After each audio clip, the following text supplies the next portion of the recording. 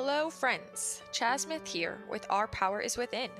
And my mission for this podcast is to inspire you to take your power back and to realize that you are the healer that you have been looking for all along.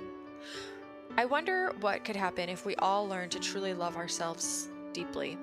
Will you join me on this journey? And if you are enjoying the content from these podcasts and the guests that I've had on the show so far, there are a few ways that you can help support future episodes. First, click the subscribe button so that every new episode is waiting for you in your podcast library. Second, you could leave a 5-star rating or a review on Apple Podcast. You can also share an episode with a friend or perhaps on your social media and tag me at Our Power is Within. And lastly, at the bottom of the show notes, if you feel compelled, you will find a link directly that takes you directly to a tip jar where you can support as well. Cheers. So, okay. Thank you so much for those of you that did message me and share what your body gratitudes were last week. I really had a lot of fun getting to celebrate those gratitudes with you guys. This week's challenge is actually going to be all about personal awareness. So, what I'm thinking is that you could maybe schedule some time, a little bit of time each day for personal reflection. And when you are in this dedicated time space, what I encourage you to ask yourself are 2 questions. The first one is, where in my life am I still giving my power away? And the second one is, what is one way that I could really love myself, but that I have been neglecting lately? And I encourage you to ask yourself these questions and then allow whatever comes through to come up rather than trying to go into the intellect and think of an answer. I also wonder if you could choose to actually do just one of the things that do show up for you as a courageous act of love towards yourself for the week. And have fun with it as always, because that's what it's all about. So, I know I say this every episode, but yeah, seriously, I am so excited for today's episode. I have a guest, Jenny Peterson, with us today to talk all things German New Medicine, otherwise known as Germanic, I don't know how to pronunciate that properly, healing knowledge. Jenny Peterson has her own podcast and her own chronic illness healing program, which you will learn a lot more about in today's episode in the conversation with Jenny. Um, if right now the words and titles German New Medicine or Germanic healing knowledge is very unfamiliar to you, no worries, because we're about to do a deep dive into all things GNM or GHK that we possibly can in a reasonable amount of time. So I do encourage you today to be prepared for a paradigm shift in everything that we've ever been taught to understand about health, healing, symptoms, and our bodies.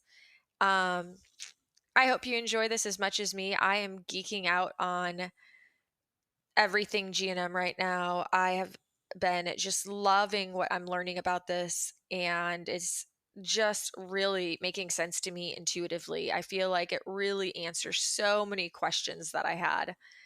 And Jenny does a really wonderful job of breaking everything down and explaining it in simplistic form. So, let's see. Jenny does have her own healing story, but because I really wanted to use all the time I had with Jenny today, asking questions specifically about GNM and GHK, I decided that you could reference her story if you are interested through her first episode in her podcast, which is Simplify Your Healing. There will be a link in the show notes. You could also check out her story online on her website. So, with that said, let's go ahead and get into this conversation. All right, Jenny, thank you so much for being here on the podcast with me and everyone listening today. Oh, I'm so excited to be here, Chaz. I love to talk, so I'm all ready to give you whatever you want as far as whatever your questions are and whatever you want me to talk about. I love to talk. So Well, it's going to work out well because I have been loving listening to your podcasts. I've been kind of geeking out on them, and some of them I've listened on repeat just because it's really good reminders, and we can never possibly remember it all the first time around. So, yeah, thank you for that. And I am excited for anyone who's listening who's not familiar with your work yet to become familiar with your work so I can introduce you to them and then guide them over to your podcast as well for so much wonderful information. oh, well, thank you. I appreciate that. And you are so spot on. You do have to listen sometimes to those episodes a couple times because we've just been programmed to think so differently that we need to hear it a couple times to really be able to step off that old box. So I've had that comment from many that they've gone through it several times. Yes, yes. And you're really talking about something that really challenges us to create a paradigm shift in everything we've kind of understood about medicine, disease, our bodies, sickness, illness. And for everyone who's listening, I have Jenny on the show today to talk about German new medicine. So if you're not familiar with that, this is going to be a whole new world for you. And it's awesome. And I thought, Jenny, that we could start actually by having you kind of give everyone listening a little introductory 101 on what German new medicine is. Yeah, I can totally do that. I wouldn't want to talk about it without there being some type of introduction, just because, like you said, it's a whole new, different way of thinking about illness, quote unquote, illness and disease. So I will give the basics here. And I always give just the basics because once we understand the basics, it all can make sense after that. Like no matter what we look at or whatever symptom you give me, we can always go back to those foundational pieces. So I do want to give a little bit about the history of it. I mean, not go into full detail, but I definitely want to go into the history of how it came about. And just so you know, I'm going to go back and forth between using GNM and GHK because my brain is always going between the both. They're the same thing, but they're just two different abbreviations for what it stands for. GNM stands for German New Medicine. GHK is German Healing Knowledge. And so in the German New Medicine world, you will see both of these and interchangeably. And so it is the work of Dr. Kammer. Awesome. Yeah, I don't know if you know that, but once you look thoroughly into GNM, you will see that these are used back and forth between each other. So I want to get into Dr. Hammer specifically because he's the one who really discovered this work, and he was from Germany. He was a medical doctor, and he was running a cancer clinic where he worked with thousands of patients. And after he experienced a traumatic event himself, which was the death of his son, he developed testicular cancer. And being he was a healthy man, he questioned if the event had anything to do with cancer. So he went to all of the patients in his clinic and asked them what was happening in their life prior to their symptoms showing. And he began to really take a deep dive investigation in his cancer patients, their histories, and soon learned that just like him, they had all experienced an unexpected shock of some type or another before their symptoms showed up. But he did take that research even further. He pursued the hypothesis in his mind that all bodily processes are controlled from the brain. He analyzed his patients' brain scans and compared them with their medical records and personal histories.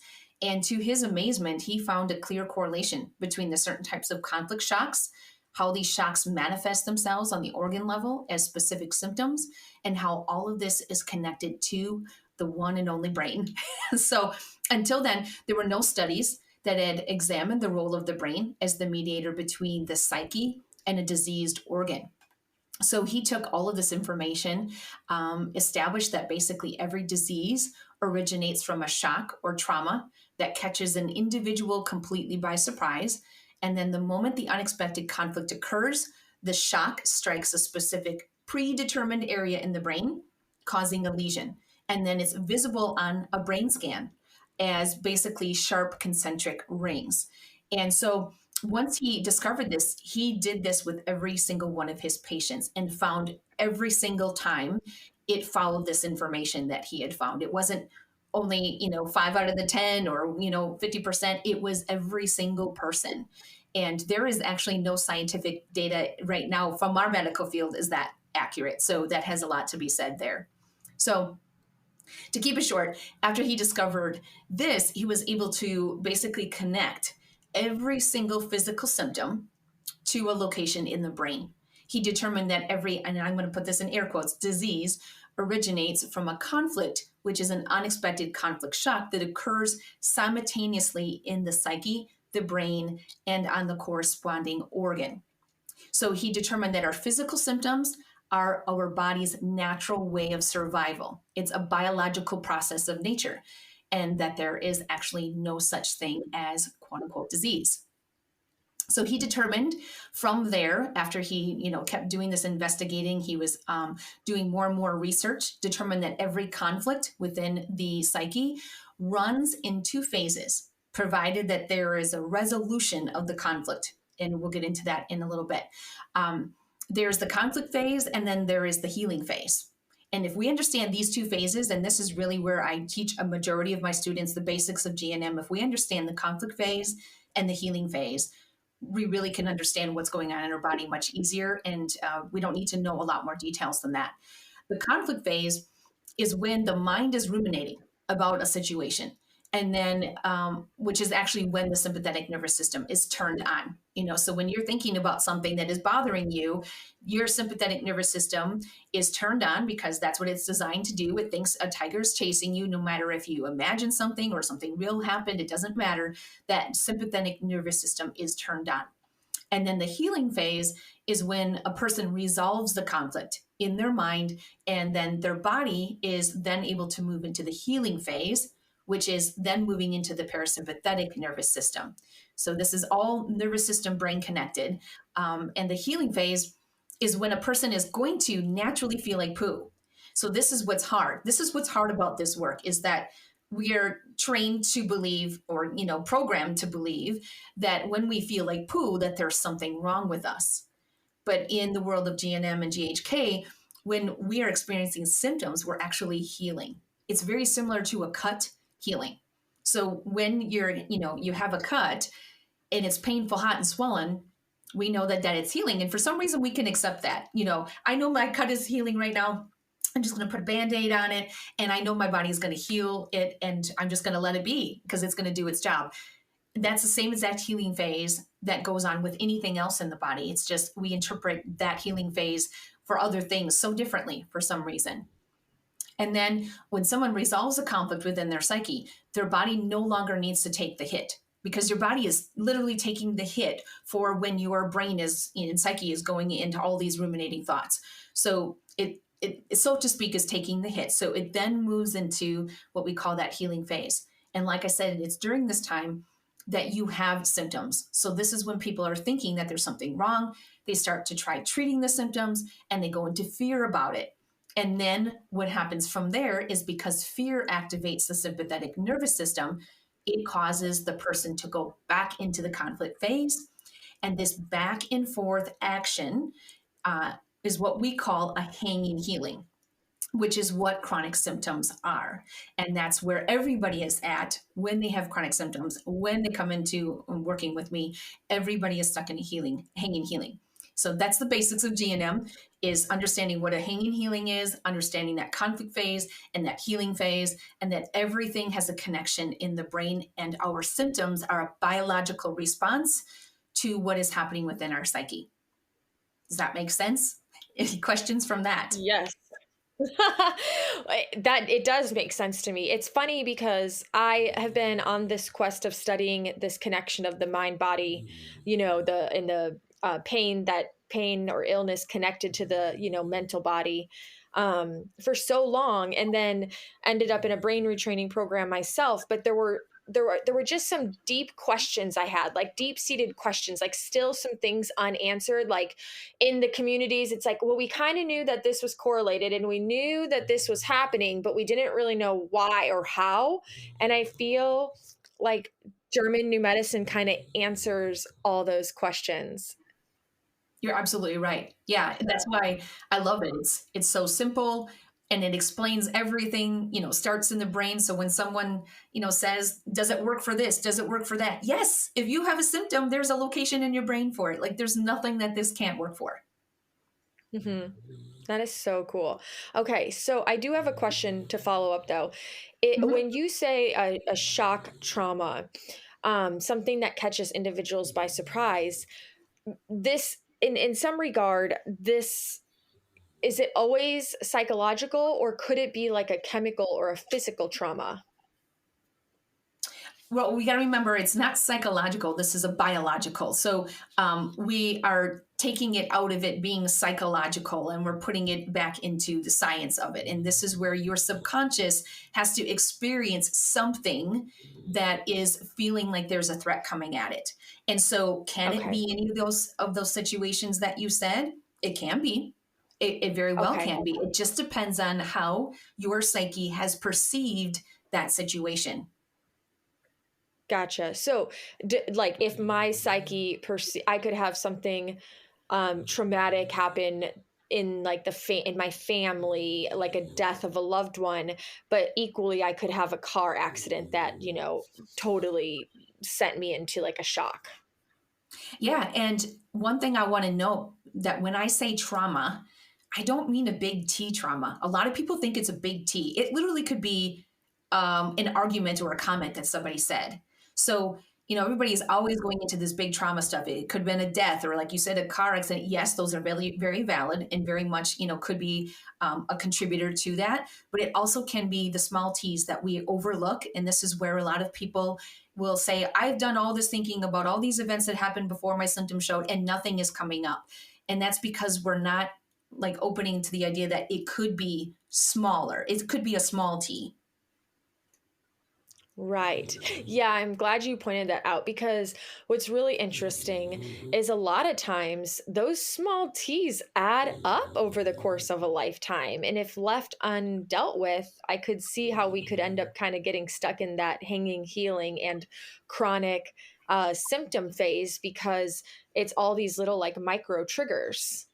You're exactly right. That's exactly what it is. So, for an example, like someone that has, let's use the example of a self evaluation because it's one of the biggest ones. So, what's called a self evaluation in GNM, GHK is basically someone that believes on some level that they're not good enough.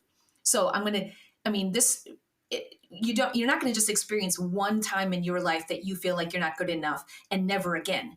This is a big pattern that has been with a person in the case of self-evaluation or any conflict, that there are going to be multiple things that have happened over your life that have really caused like this explosion to come.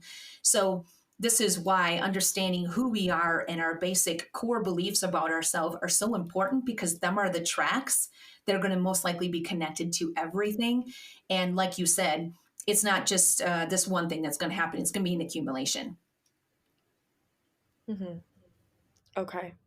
You state a lot in your podcast that a lot of times when we have symptoms show up, you mention a lot to like look back 6 months. Like, and I don't know, I'm curious, is 6 months, is there really a definitive amount of time that the shock trauma could have occurred prior to onset of symptoms, or is it really just super individual? It is very individual. It's usually 6 months or less.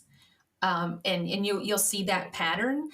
This is where it takes detective work to figure that out. That's where my GNM training comes into play. Is number one, if someone tells me their symptom, I'm going to know what type of conflict is connected to that. So I will give them a description of what that conflict is if necessary.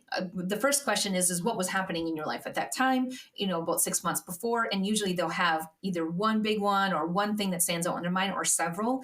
And then from there, we'll play detective of, okay, well, this is what conflict is connected to this symptom. Anything around that resonate with you? So this is where, again, a lot of people try and figure this out by themselves and get really frustrated because they can't find it all the time.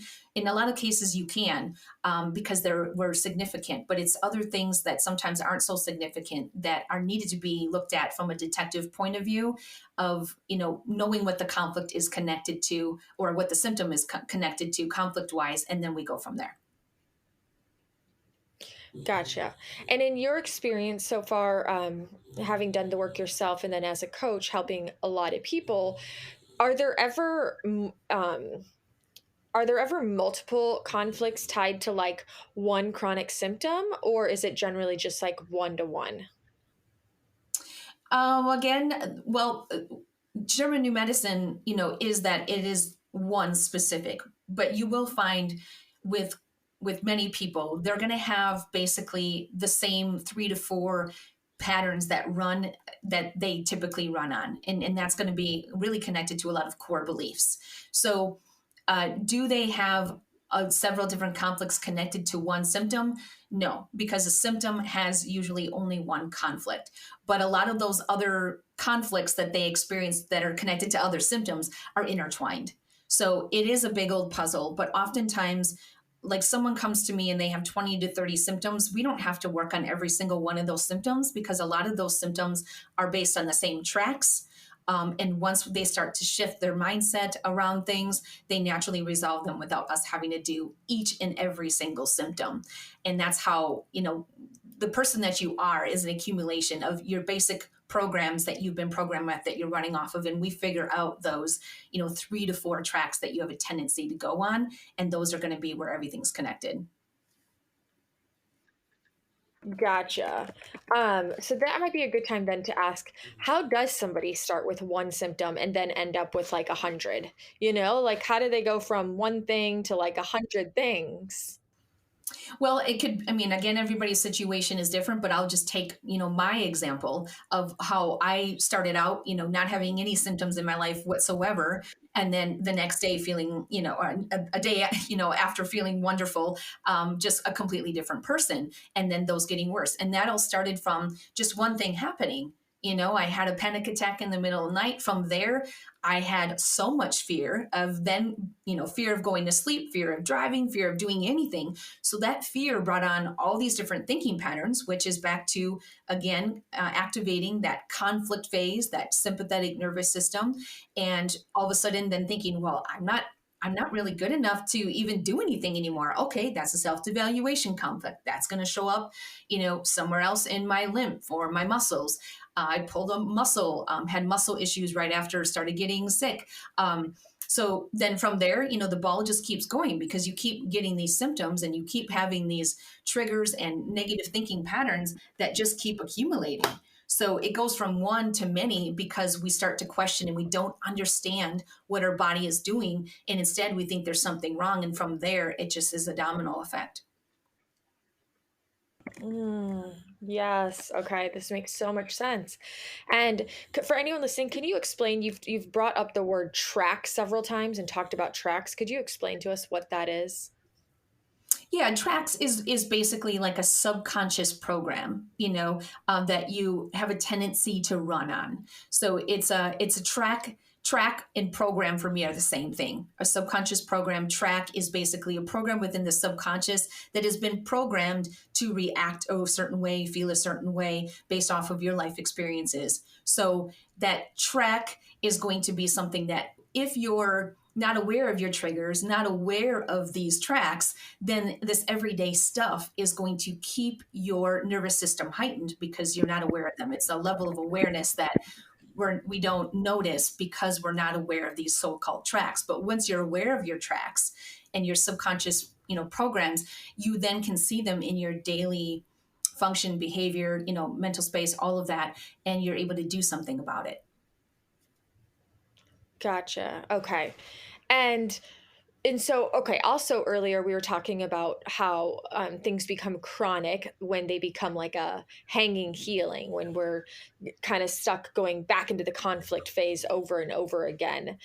What is there multiple different things that can take us back into the conflict phase? Like, could it be For example, a really popular chronic issue that people experience across the brain retraining community is um, hypersensitivities, whether it's to sound, to light, to smells, to foods. So, could you kind of explain that from a German New Medicine perspective? Well, that again, this is where we kind of have to separate how the medical world labels things and how the German New Medicine GHK, looks at things. We look at symptoms. So when you tell me hypersensitivity, that really doesn't mean a lot to me. I need to know what is the symptom of it. And you're telling me, so for an example, would be hypersensitivity to noise, then we would be specifically looking within the ear, for a conflict. If it's hypersensitivity to taste, then we're looking to the mouth, to the taste buds. So we're looking for actual specific locations in the body that I have to look for when someone tells me what their label is. And the label in some cases helps and sometimes it doesn't. I need to know the body system because the body system is what is connected to what's in the brain. Does that make sense? Yes, yes, yes. Because I realize, yeah, when we're hypersensitive, we don't all have the same response to a certain trigger. So maybe somebody has somebody might eat one food and they might get like a stomach ache or diarrhea, but somebody else might eat that food and they might get a migraine. So what you're saying is it's not about the sensitivity to the food, it's about how is the body reacting and Exactly. where. Is that what you're saying? Exactly. Yep. So when someone tells me Ah. they have a food sensitivity, well, that doesn't do anything for me. How do you know you have a food sensitivity? What are your symptoms? So let's break that down. Do you get a skin rash? Okay, if you get a skin rash, that's a completely different conflict than someone that has a food sensitivity and gets diarrhea. Two different areas of the body. We got the skin and then we have the colon, right? The intestinal system. So based off of that, we have two different conflicts. That track in the subconscious, according to the, that is connected to the person that has the skin issue, is a separation conflict. The person that has diarrhea that is connected to their food sensitivity is back to an indigestible anger conflict. So two different conflicts, but the location in the body is telling me what the conflict is, and then from there we do detective work. Hmm. And so what you're saying is we end up with this reoccurring slash chronic condition when we're basically getting kicked back into conflict. And that is, so is the conflict happening from the fear alone, or can the actual food or actual external trigger put us back into conflict? Okay, yeah, good question. So the things that are going to bring a person back into conflict. So I'm going to first start with, let's say somebody has resolved something that has happened in their life. As soon as you resolve it, the body goes, all right, we're no longer absorbing this. We are going to now move into the healing phase. And that healing phase, let's use the example of the skin rash to use this scenario. So they get a skin rash after they resolve it. And that's what is going to happen is the skin rash is going to happen after the person resolves it. Okay. But let's say when that skin rash happens, a person says, oh my goodness, I am so scared that I've gotten this skin rash. I need to go to the dermatologist. Okay. So they go to the dermatologist and they get some type of cream. Now, that cream is probably going to be a steroid cream, which is naturally going to prevent the body from continuing that healing phase. It's going to put them back into the conflict phase because it's interrupting the healing phase. The body says, hey, we know how to heal this thing, but you keep interrupting it, just like a cut. If you keep hitting that cut over and over and over again, it is not going to fully heal. Same thing here. So, number one, medications can interrupt a healing phase. Number two, let's just say that the person doesn't go to the doctor, but they are still experience the rash and it's not going away. Well, it's not going to right away because most likely they're still being triggered. Okay, so triggers keep us from healing because it keeps us going back into that conflict phase. So let's say again back to this rash thing. Person's got a rash, that's a separation conflict. Let's say they're living with somebody that they know they want to separate from, like they want to leave. So every day or maybe every week, whenever that trigger comes, that they say to themselves, oh, I just want to leave this person. I don't know how, and wanting to separate. Well, that's reactivating that sympathetic nervous system, putting the person back into the conflict. So we've got conflict again, now going back and forth between healing, because then maybe 2 days later from that, the person goes, you know what? I'm cool. I'm really good. I'm going to stay here. I've just resolved this in my mind. Body goes, okay, we're going to move back into the healing phase again. Next week, person is feeling like she wants to leave that person again.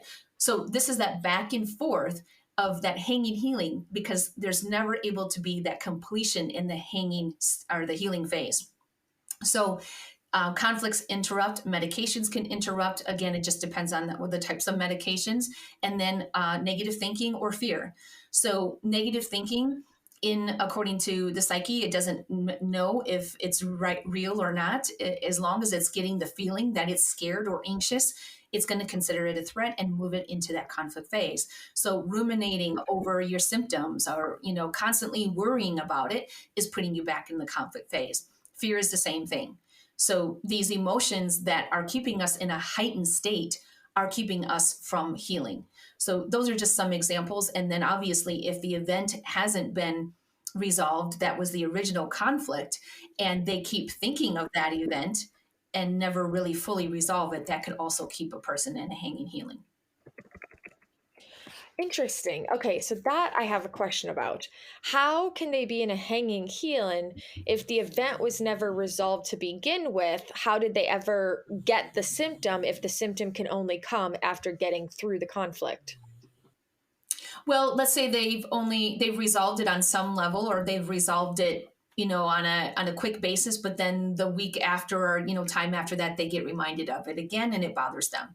So you can resolve it, but that's always going to be a track in the subconscious that when it gets triggered by it, it's going to always go back to that original conflict. So this is why tracks are important for us to clean up, because our brain has naturally wired these tracks in to protect us from doing that again.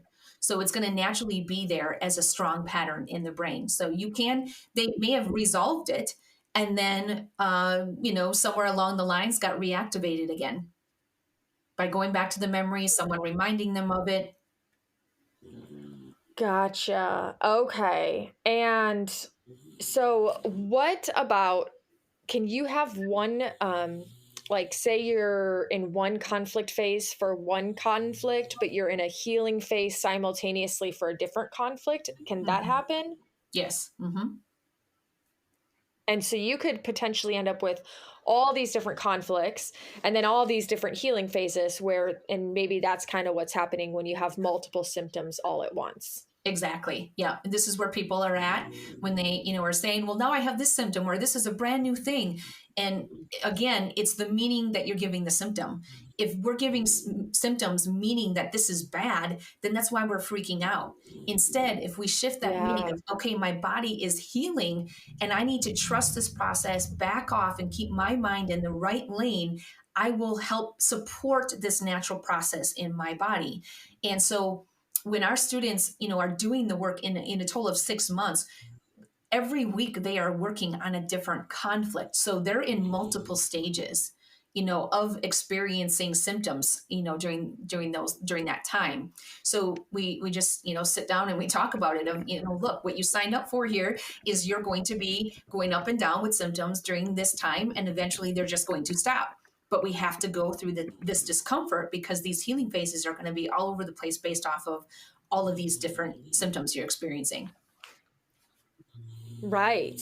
And I wonder then, essentially, if say we have one conflict and then we resolve it, we go into the healing phase, but then we have this very irrational, like fear response, essentially, and then say the response is, I think you already kind of mentioned this earlier, like I'm thinking, okay, I have one thing happen and suddenly it could be, I don't even know one conflict, but suddenly because of what happened and because of this symptom, I think you said self-devaluation, and now we have like a muscular problem, and then I could become afraid of movement or exercise, and then that could make me then feel a totally new conflict, like, oh, now I'm not worthy of this, like, so it's a totally new, and so then all of a sudden it can like totally domino, where it's like one initial conflict based on how we react in the healing phase can create totally different conflicts.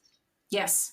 You're spot on. I just Wow. did, my podcast about that with food sensitivities. You go in and they tell you, okay, you have a food sensitivity, you got to avoid this food. From that moment on, there's going to be a domino effect of multiple conflicts that can come in with that, because now we're taking away food that we love, which can go into a starvation.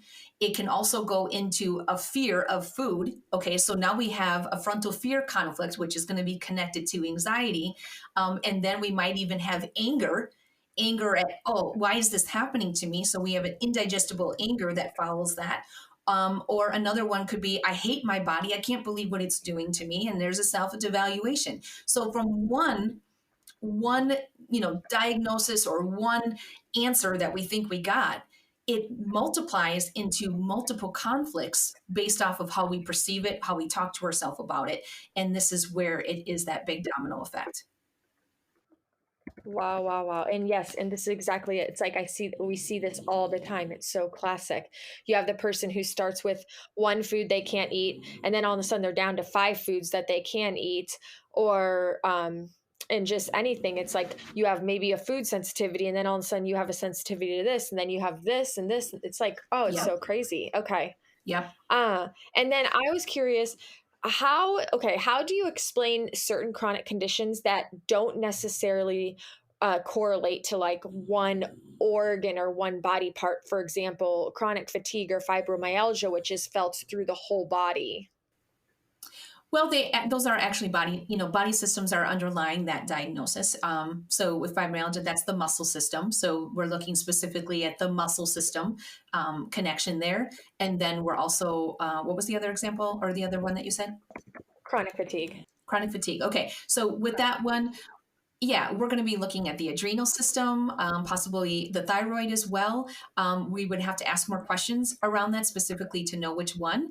But we're going to be mainly looking at the adrenals and the thyroid with that. Again, we're looking at what produces the energy in the body. And so when the body is slowing it down, we are going to look at the metaphoric expression in the body that is going according to speed, right?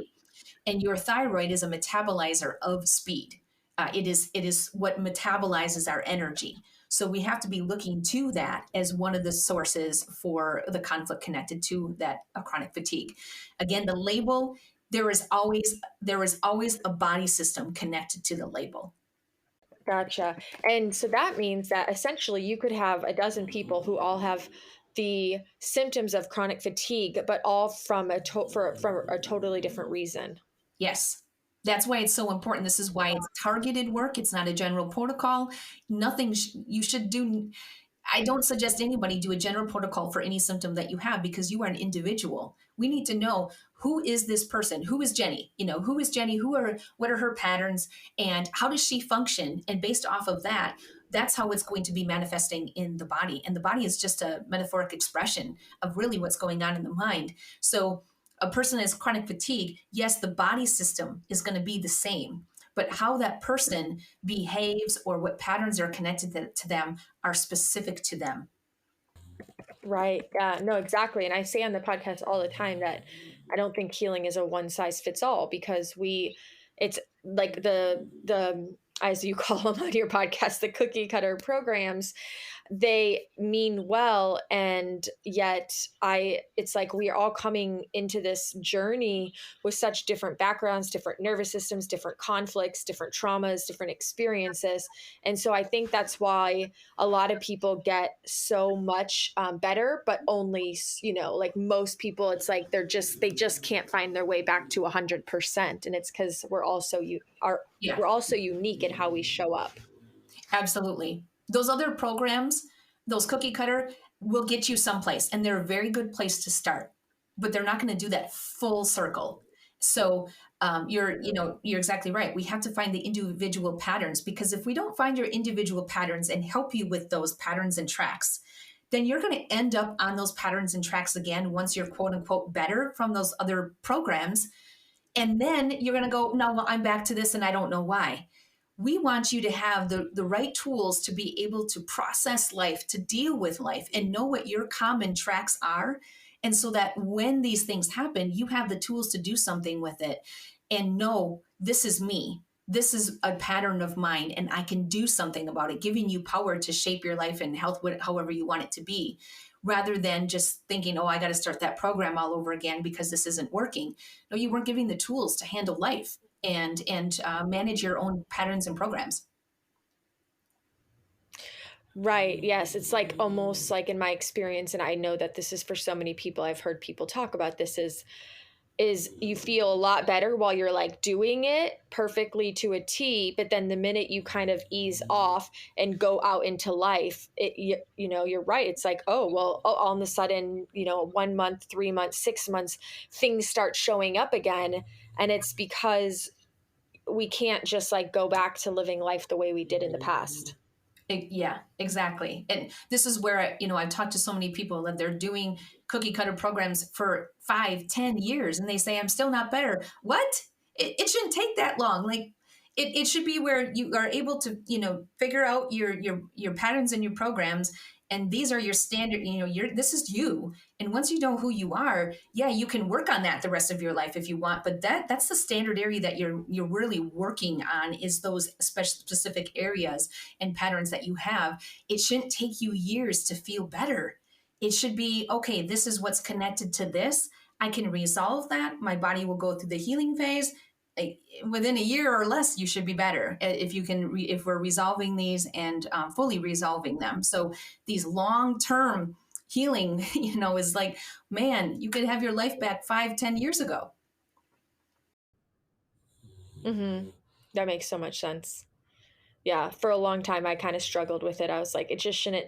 It's like, I hate saying the word should, but at the same time, like intuitively, I thought it just shouldn't be this complicated. Like, it shouldn't be taking this long. Like, if you're doing something so perfectly every day for year after year after year, I know that I got to a point where I was like, something's missing, like there's something that it felt off to me. Like, it wasn't, and it wasn't worth my energy to continue to sustain, something that I knew when there was a missing link. Absolutely. Yep. And most people will know when they hit that point, and most people intuitively know there's a missing link. I hear it from people on a regular, weekly basis, for those that I talk with. So, okay. So, speaking about having the tools and like shifting your perspective and kind of, dealing with these tracks and healing the tracks, I'm curious, because you do talk a lot in your podcast episodes about shifting our perception of past experiences, and then also so that we can shift how we respond to current triggers. And I'm curious if you feel there's ever a time that you find it's appropriate to um, allow old wounds or feelings to be like expressed and released. Because I know you've mentioned that you don't always need to like have this big expression, or like you don't always need to go back and play out the trauma if there was a capital T trauma. But are there times that we do need to have the expression and release of stored emotional energy? Oh yeah. I maybe I've missed that, maybe somewhere in the podcast, but definitely we always work on the release part first, because without that release, then we're still holding on to the emotions that are a big root, core to why the person is feeling the way that they are about the particular event. So our process includes, definitely, that first step is working on the emotions, letting go of the emotions and letting those go, bringing that down. And then we're going to shift that perception to ask somebody to shift their perception. When all of that stored feelings and emotions are there, you're not going to get anywhere. Uh-huh. Okay, that makes so much sense to me. That makes, yes, because I had the background in like the whole kind of mind body connection, where it was about releasing emotion, but then I did the brain rewiring program where it was about like don't really like entertain these intense emotions. And I kind of always felt like the emotions needed to still have a place to be released. Like, so for me, I kind of thought combining the two together made a little bit more sense. Yeah, for sure. Yeah, you don't whenever, I mean, those emotions there are there for a reason. We are emotional beings, and to put them underneath the rug is a disservice to you and your healing and you and being a human. And we don't want to look at emotions as being bad. That's what happens in that type of a protocol is we think that, oh, I can't have this emotion because it's bad. I just need to shove it. That's not what we want to do. We do want to recognize emotions are healthy. We do need to release them. If we sit and are in anger, for 5 days instead of one, or 5 months instead of a week, that's the difference. Is there's many people with chronic conditions that they've been holding on to, situations that have happened many, many years ago, and emotions that are connected to that for years. So we've got Mm. to work on releasing that first, releasing those emotions, which the emotions are going to be back to the perception, because without a perception, there's no feelings and there's no behaviors connected to it. So perception is the basis of it all. And the perception is what creates the biological response in your body. So, if someone has something happen to them in their life and they perceive it as being bad, but yet another person has the same exact thing happen and they have a different perception of it, that's two different responses in the body and two different feelings that come with it. So the perception is the base of it. So you're doing a blend of that work. You are working on, let's release that emotion and bring it down. And then we're going to shift the way that you saw that, because the way that you saw that ultimately brought in all this other stuff. And then we're going to shift that so that your body is no longer stuck in that perception, which is giving that biological response anymore. And it's not just about, okay, you need to forgive that person and move on. That's not what we're saying of shifted, or let's just pull from it what you learned and then let's move on. No, it's much more than that. We don't want to be playing that kind of, again, that's kind of like shoving things underneath the rug, like people can do anything to me that they want and then I can just forgive them and move forward. Well, forgiveness is important, but along with that, maybe there's something that we can learn along with that situation of, next time I'm going to set boundaries, or next time I'm going to believe something different about myself, rather than letting someone else tell me what to believe about myself. So there's forgiveness so that ultimately we can heal, but then there's also, what can I do differently to do this different next time, that I can pull from this and shift my perception around. Okay, that makes so much sense. I love that. Um, you okay? So earlier we were talking about what can trigger people or send people back to conflict once they're in healing. And something you mentioned was medications. You gave the skin rash example and explained how somebody going to the dermatologist, they get put on a steroid. The steroid takes them out of the healing, sends them back into conflict. So I know from some of the research I've already been doing that this can be the situation for a lot of different medications. And what I'm wondering is, what do you then suggest and offer in the way of advice for somebody who is experiencing some symptoms that, like, again, in quotations, are labeled infections per se of some sort? And these can be often experienced as rather intolerable symptoms. So, what do you suggest that somebody does to manage these symptoms in a way that still continues to support the healing phase? Well, that's going to be very individual. That's where, when someone decides to work with us, we do a history, we understand what their medications are and why they're on it and for how long they've been on it, because there's going to be an influence of, once a person gets off of a medication for quote unquote an infection, then the body is going to go into a large healing phase depending on how long that person has been on a medication for that. So there's many factors that come into play here. So it's hard to answer that specifically, because again, it's very individual, but we're going to be looking at, what is that person on? How long have they been on it? How long has this been in a hanging healing? And what is going to happen if that person would decide to get off of that or work with their doctor? Or can we gradually help them, to where they can talk to their doctor to get on a plan to decrease it? It really depends on the length of time a person's been on, what they've been on it for. In some cases, if they're on certain medications, there are some that, based off of them working with their doctor, they can get off right away. Others, we have to do very gradual. I mean, anything that is pertaining to anxiety or depression, that is a very long-term, slow decrease, depending on how long of a person's been on that. So again, it's very individual. And then once a person does decide to get off or do a gradual tapering of some type, then it's again by understanding what our body is doing. We then, with that understanding, embrace, like, if there's going to be a fever, we're going to tell you there's going to be a possible fever. You're going to have night sweats. You're going to be hot. You're going to be tired. This is the healing phase, and it might last only a day or two, which is relatively short in the aspect of the rest of your life. You're going to feel great. So again, it just is going to depend on what is the symptom, how long they've been on it. Yes, it's interfering most likely with the healing phase. Most medication does. But there are times and places, absolutely, you don't want to be just cold turkey getting off of these. You want to work with your doctor and then do the work that calms down the nervous system so that getting off of those other things are going to be much easier. Okay, yeah, that makes sense. I'm thinking more in like an acute situation so that somebody has something come up that is acute rather than it becoming chronic. So a couple examples I can give you, and you don't have to address all of them, but they're all the same concept. Like if someone's experiencing a migraine, it's not necessarily realistic for them to like not take a pain reliever and deal with that level of an intolerable pain. Or if somebody has a UTI or a yeast infection, those can come with really uncomfortable symptoms. So how does one manage these symptoms without taking those pain pills and going out of healing? Okay, so my first question is, how willing are you to be uncomfortable so you can heal? That would be my first question, because there's going to be some discomfort.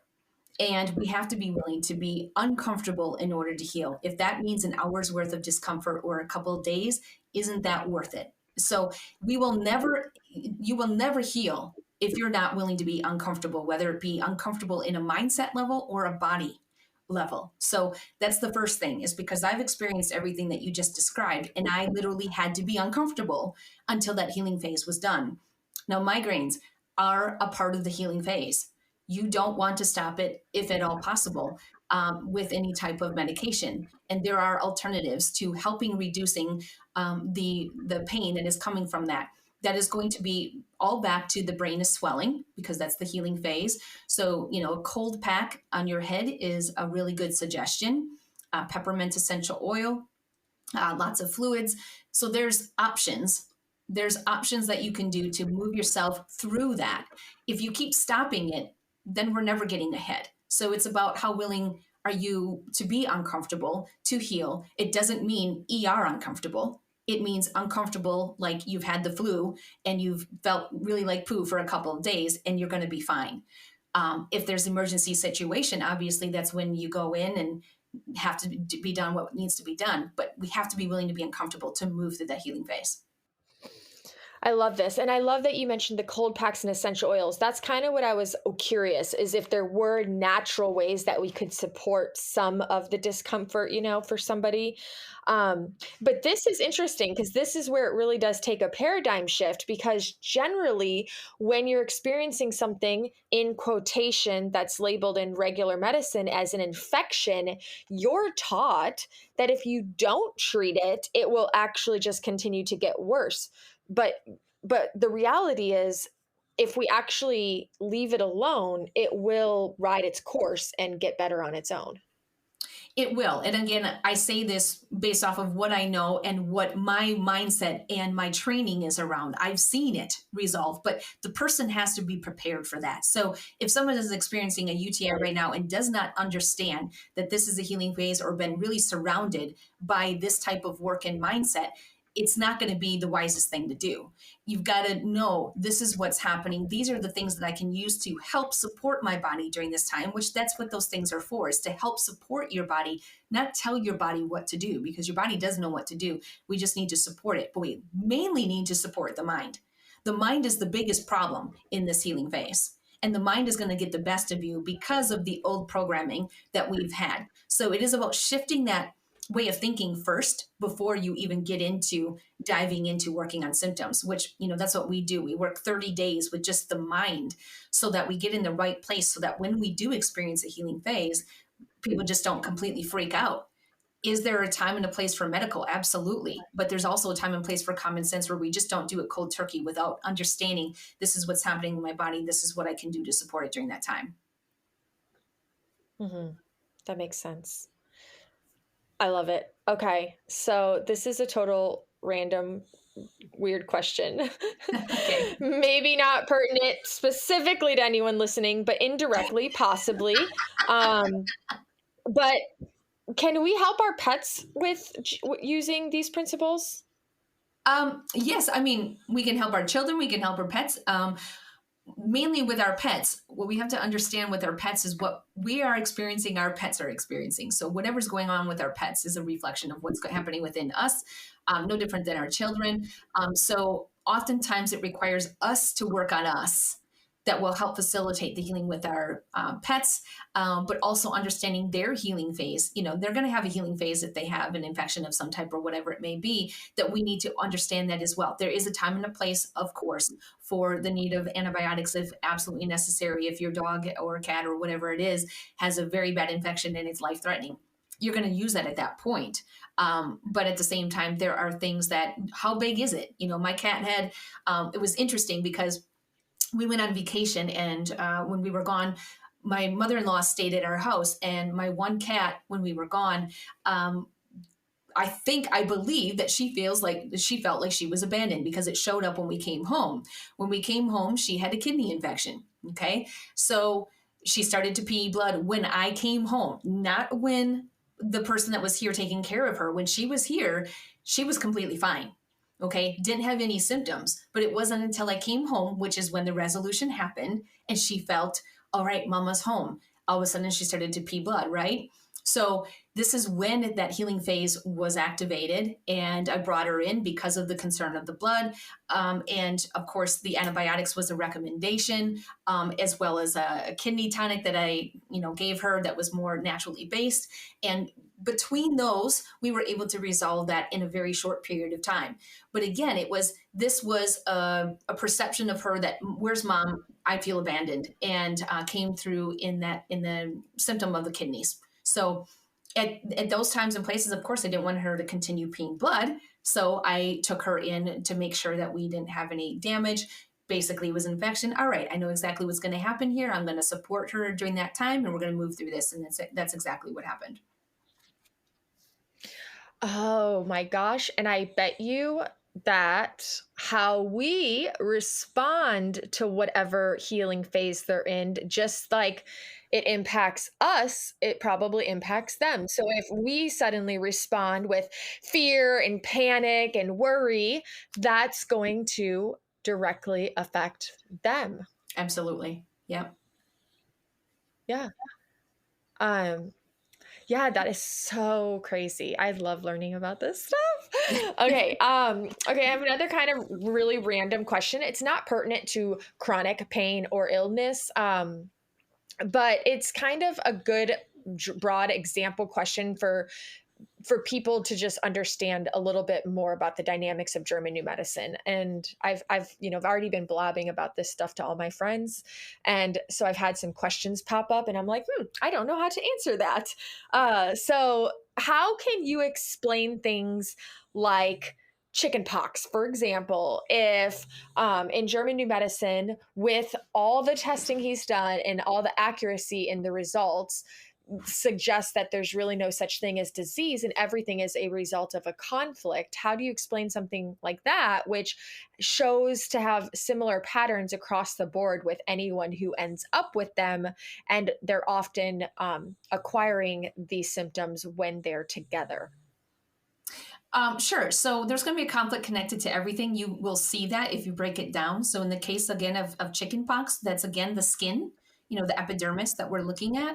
So that's a separation conflict. So however it comes out, as far as it being chickenpox, or it being just psoriasis, that again, those don't matter. It's what is the location in the body. So that chickenpox is generally when parents start to bring their kids to daycare, or maybe a parent goes back to work. You got to look at the situation. My son never had chickenpox, and he was around plenty of other kids that had it. So again, it's all back to if we can look at that situation and really put together all the information, we will find a common conflict that is there. And when other kids are together, again, all these kids are experiencing separation conflicts when they're brought to daycare or whatever, whenever mom and dad are going back to work. So they're all on the same level, experiencing that same conflict. It's no different than in the classroom when kids are experiencing a certain conflict on the same level, but not everybody gets it. It's never 100%, because then that would prove that it's correct. There is never 100% that everybody in that room got it. So that doesn't back up what we say medically, but it does back up when it comes back to German New Medicine of what was that class experiencing, maybe from that teacher.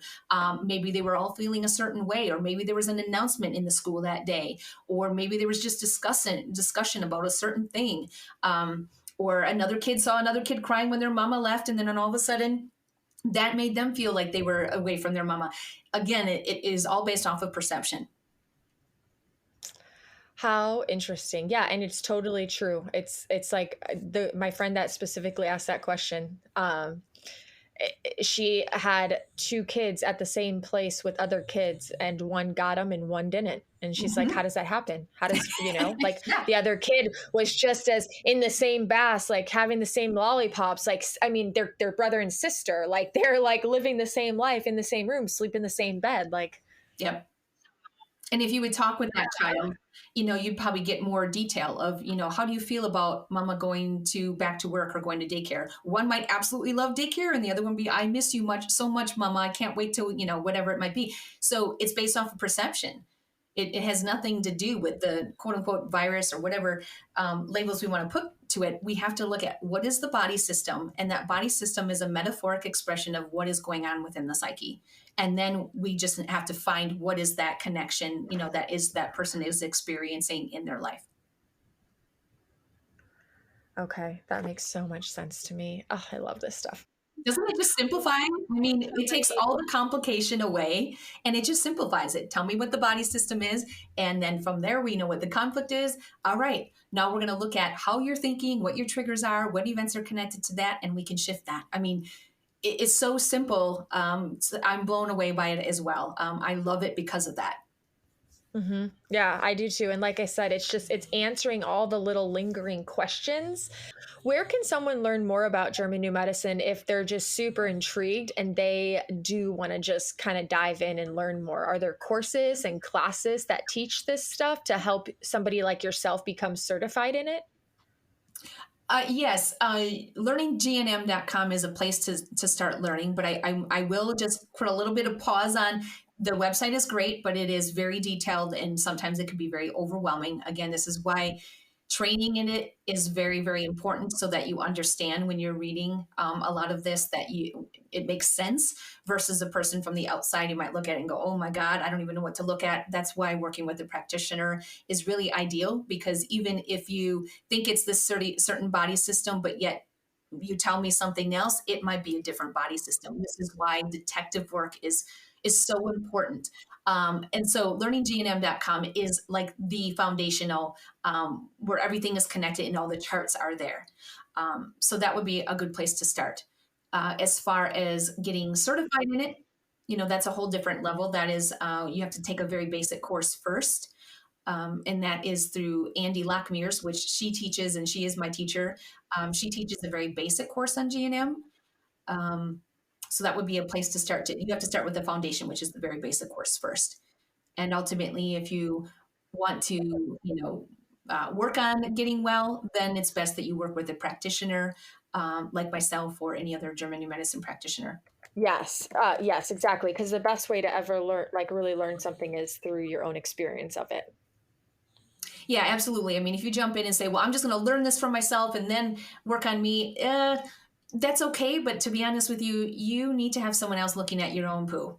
If you're looking at your own poo, you are not going to see your own stuff. Even if you have the basics of that German New Medicine and starting out with the basics, because making the connection to all the puzzle pieces requires another person's perspective most of the time. Because they're your patterns, they're your subconscious tracks. You're in them so much that you don't even see them. Yeah, we have blind spots. We need people Yeah. to support us and help us see what we can't see. Yeah. Yeah. And where can people connect with you, and what are you up to these days? Well, the best way to connect, I guess, with me as far as learning more information about what I do and, specifics on healing, a general idea of what I do and the healing protocol that I use. Simplify Your Healing podcast is probably the best to listen to me there. We cover all different types of topics. I have the basics of German new medicine on there. We have lots of testimonials that people come on and talk with me that have worked with me in my program. We are doing a special every month on a different subject now. So that's why this month has been the focus of food sensitivities. So every month we are going to be just covering something different that will help us shed light into a new way of thinking around a particular quote unquote label or symptom. Okay. Okay. And then you also have a website, right? Correct. My website is themindbodyrewire.com. Okay. And then can you explain a little bit about what you offer for people in ways of coaching or helping them? Do you have a group program? Do you do only one-on-ones, or what are your options? Actually, it's a combination of both because group is only going to take you so far as well.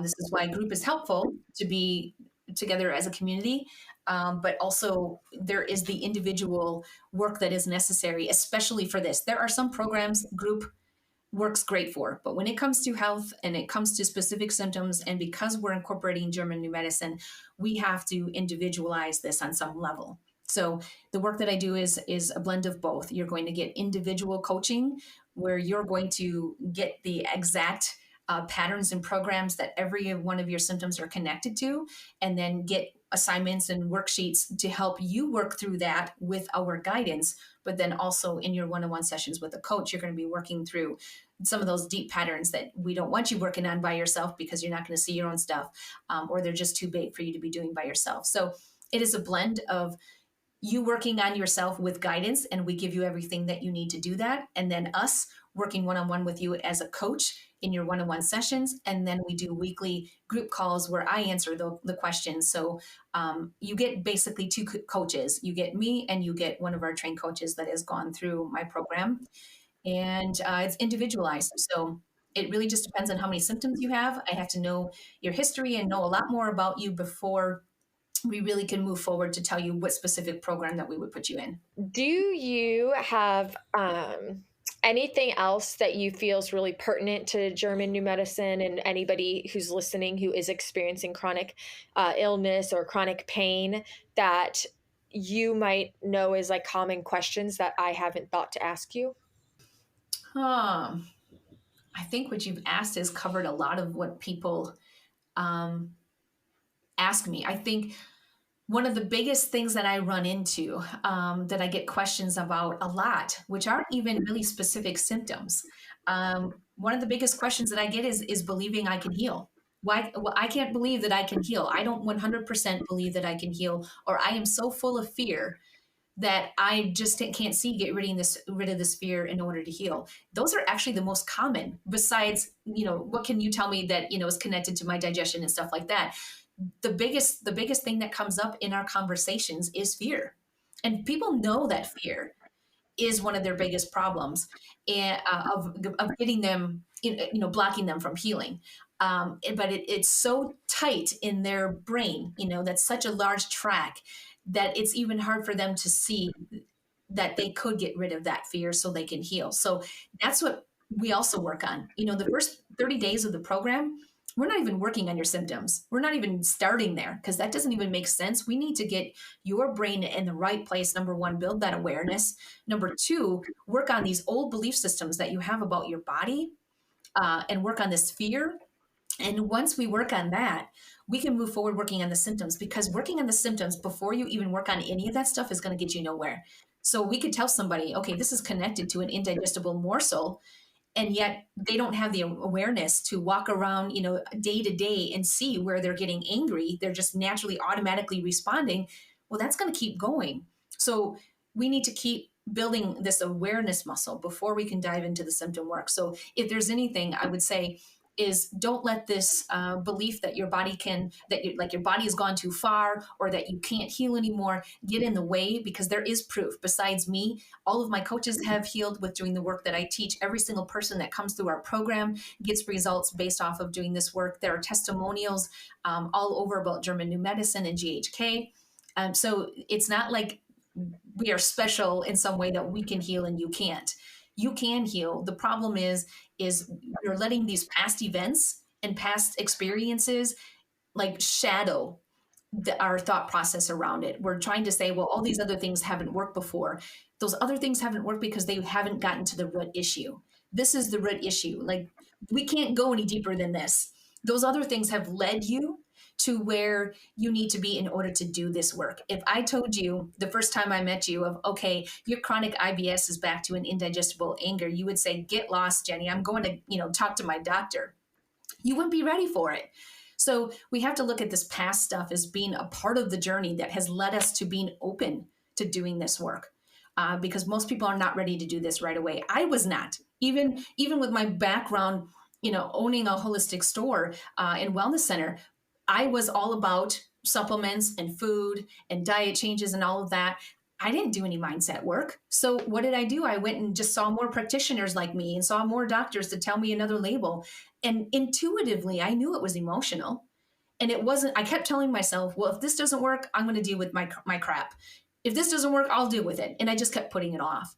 And so it wasn't until all that stuff doesn't work that we finally decide to take that action.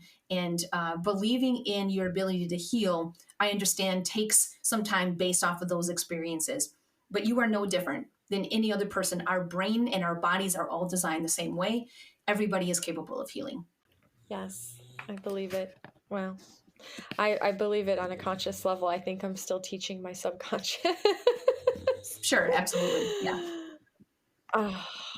Awesome. I love this stuff. I really appreciate you being here and sharing it. It's definitely the first time I've gotten to bring German New Medicine and the whole concept of it onto the podcast. And it's fascinating for me. And I hope that everyone listening finds it just as fascinating, and that it can start to answer some questions that people may have that have been lingering for a while now, especially if they've already kind of honed in on the idea that there's this mind body connection, and or maybe they already have done brain retraining and they just know there's a connection, but like there's something still missing. I really hope this really brings it all together. Yeah. And, if they're led to this podcast to listen to it, I would highly suggest that you listen to that being, why you've been led here. So many people are led to this, and the fear and the doubt and the worry and those past experiences get in the way of moving forward with it. And if you're led to this and you're listening to this, it's because you probably need it. And it's the right time. Don't let those old patterns get in the way of your healing, because that's ultimately what will happen. 100%. Thank you so much for saying that. Okay. Well, do you have any final words or any just kind of final messages that you feel called to share before we say goodbye? I don't. I mean, I could ramble on forever, but basically I summed it up, the last couple of minutes ago. You can heal, and look at testimonials of people that have healed so that it inspires you, and start loving your body and trusting your body rather than being so mad at it, because it can't heal when you're beating it up all the time. So that would be my biggest suggestion is your body is really on your side. It is in survival mode. It's doing exactly what it's designed to do. And when we understand that, we can give it a lot more grace and be able to come at it from a different perspective instead of beating up on it all the time, which will help facilitate healing just by doing that. So. Yes, thank you for saying that too. And I did want to actually say one thing I just thought of from what you said. I realize how often in my past couple years, even through brain retraining, how often that when symptoms, like say if they were gone for a while and then they showed up, how often the fear or the panic was kind of based on me berating myself, thinking, oh my God, what did I do wrong? Now what did I do? Oh my gosh, like I created this. So there was this fear around thinking that I did something wrong. And that's why I have these symptoms show back up. But what we've learned today through this concept of German new medicine is that that's in fact complete opposite, because these symptoms are actually my body going into healing phase and supporting me. And so to get frantic or worry that we're doing something wrong when the symptoms show up is almost counterintuitive and complete opposite of what we need to be doing. It's almost like we need to be like, thank you, oh right, my body's going into healing now, how can I support Yes. you? Yeah, you're spot on. That is what we ultimately teach, in the beginning is, okay, when you're experiencing the symptom, your old brain pattern is going to want to give the meaning of the symptom to be a bad thing. And that is a program that we have to unprogram, unwire that.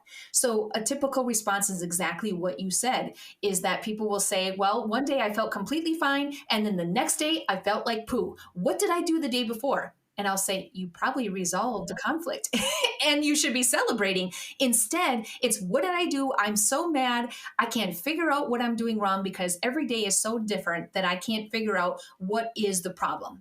And here's the deal. There is no problem. Your body is actually doing what it's supposed to do. The problem is actually you thinking that that's a problem. So if we look at it and go, okay, today I feel like poo. What did I resolve yesterday or a couple days ago? And thank you, body. All right, I'm just going to give you everything you need right now. I'm feeling tired. I'm kind of feeling like I just want to chill out for the day, and I'm going to do that. And you'll wake up probably feeling better the next day because you've done that versus feeling like poo for another couple of days because now you've dragged out this healing process and that, brought it back into the conflict phase. So yeah, it's, perception is everything. This is why perception is at the core of everything you do. Your perception is the meaning that you give something. So the meaning that you're giving your symptoms is going to determine how you feel today. And if you're giving it the meaning that there is something wrong, what did I do yesterday? How can I fix this right now? And, look up what I need to do on Google. What do I need? What supplement do I need to take? Get out of that mindset and go, all right, my body is healing. I'm just going to chill out. And so again, it's all about the meaning, about the perception. Everything that you give meaning to, there's going to be an emotion and behavior behind, and that's going to also create a biological response. Mm-hmm. Yeah. Yeah. And that's such a better approach, because I'm thinking, oh my gosh, if you go into like that fear and panic and you think, Mhm. oh, I've done something wrong, and you start reflecting on your last couple days, and then you start looking at, oh, it could have been that food. It could have been this thing. I was out in sunlight. Oh, I was too active yesterday. Oh, I did this too much. You almost can start creating all these negative associations with all these external Exactly. things that aren't actually anything to be afraid of and weren't the culprit. But now all of a sudden, therein lies yet another example of why we end up with the symptoms and from certain external triggers. Yeah, it's a continual thing. If we don't learn how to manage our mind, this is why this cycle continues. I want to give an example if I can, about my son. So he had his right shoulder. Yeah, his right shoulder. One day he came up to me, and he's a football player and he's a quarterback, so his shoulder's really important. So he comes up to me. He's like, "Mom, my shoulder's really bothering me, and I really don't like it." I'm like, "Well, honey, you're in a healing phase right now because there's the pain there. We're going to put some heat on it, not ice. We're going to put heat, and we're just going to let it be. And how about we just let it be for right now, and you not think about it, and let's give it a day or two." So he was okay with that, but he wasn't really happy because he's like, well, isn't there something I can take or do? I'm like, no, we're going to let it be. Well, 2 days later, it wasn't better. So he finally came to me. He's like, I am just not really happy that this isn't going away. Can you please do your thing with me? So I'm like, all right, have a seat in my office. So he sits down and I say, well, your right shoulder. And I'm going to be going into some details now that we're German new medicine, we have to look at as a detective. Okay. So his right shoulder, because he's right-handed, is going to be going back to not me or his left side would be his mother or child, and he doesn't have children, obviously. So it didn't have anything to do with me. It had to do with someone else, and I started with dad, and it had to do most likely with someone male in his life, being that he's a child.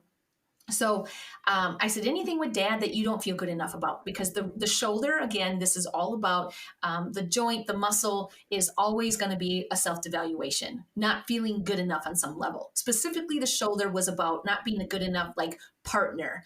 And so I said, do you ever feel like you're not good enough to dad? And, I poked around with questions pertaining to dad, and everything came back to no, no, no. And then all of a sudden I said, well, then we're going to have to look at other people in your life. And I said, how about grandpa? And he kind of just stood there, didn't really have anything to say. And all of a sudden, and this is how this works, that happens every time we're in a session with a student, is that the student will be like, I have no idea.